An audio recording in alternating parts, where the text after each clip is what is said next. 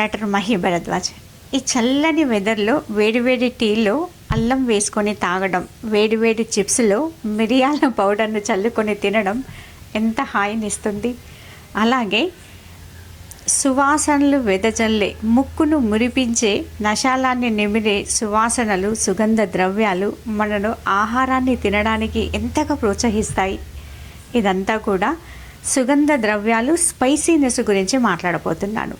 మనం కొంతమందిని చూస్తూ ఉంటాం. కొంతమంది చాలా కారంగా తింటూ ఉంటారు ఆహారాన్ని, కొంతమంది ఏమో చాలా చప్పగా తింటుంటారు ఆహారాన్ని. నిజంగానే ఈ స్పైసీగా తినే వాళ్ళ వాళ్ళ ఆరోగ్యంగా ఉంటారా, లేదా ఏమైనా హాని ఉంటుందా? స్పైసీగా తినడం మంచిదేనా? స్పైసీగా తినడం వల్ల ఏమైనా నష్టాలు ఉన్నాయా? స్పైసీగా తినడం అనేది ఆరోగ్య రహస్యమా? ఇలాంటి విషయాల గురించి ఇవాళ మీతో మాట్లాడుతున్నాను నేను. ఎందుకంటే చాలామంది ఈ స్పైసీనెస్ గురించి మనం మాట్లాడాలి అంటే, స్పైసీ అనగానే మనకు గుర్తొచ్చేది ఓన్లీ కారము లేదా మిర్చి. ఈ మిర్చి ఏదైతే ఉందో, స్పైసీనెస్ అనేది అర్థం ఇది కాదు.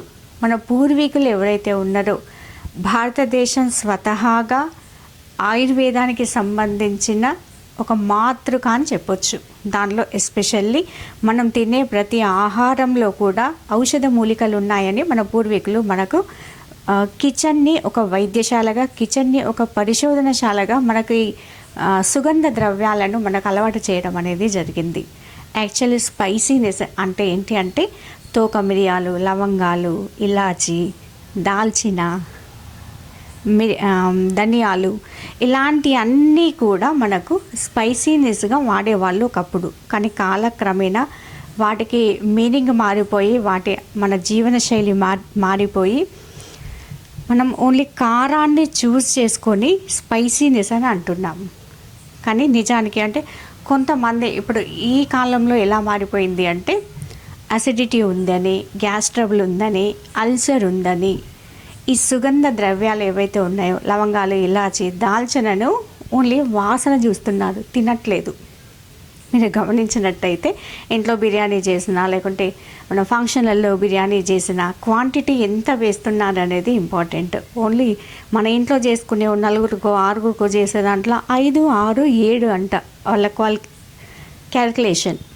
నిజానికి అవి ఎంత ఎక్కువ తింటే అంత ఆరోగ్యం అని చెప్పేసి మనం వెనుకటి నుండి చూస్తున్నాం. మన పూర్వీకులను మన కళ్ళతోనే చూసాం.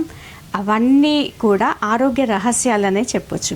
కానీ ఈరోజు స్పైసీనెస్ గురించి మాట్లాడాలి అని అంటే, మనం ఎస్పెషల్లీ మిర్చిలో సన్నగా ఉండే వాటిని, కారంగా ఉండే వాటిని సెలెక్ట్ చేసుకుంటుంటారు. అది రాంగ్. ఈ మిర్చి ఏదైతే ఉందో, లావుగా ఉండే వాటిని, కారం తక్కువగా ఉండే వాటిని సెలెక్ట్ చేసుకోవడం అనేది ఆరోగ్యకరం.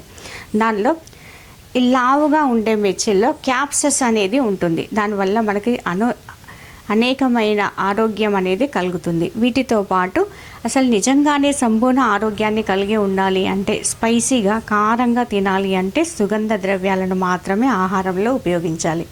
సుగంధ ద్రవ్యాలు ఎవరైతే వాడుతారో వాళ్ళ ఆయుష్ పెరుగుతుంది అని చెప్పేసి పరిశోధనలు వెల్లడిస్తున్నాయి. 2015లో 5 లక్షల మంది పైన పరిశోధనలు చేసిన సర్వేలు కూడా ఇదే విషయాన్ని వెల్లడిస్తున్నాయి.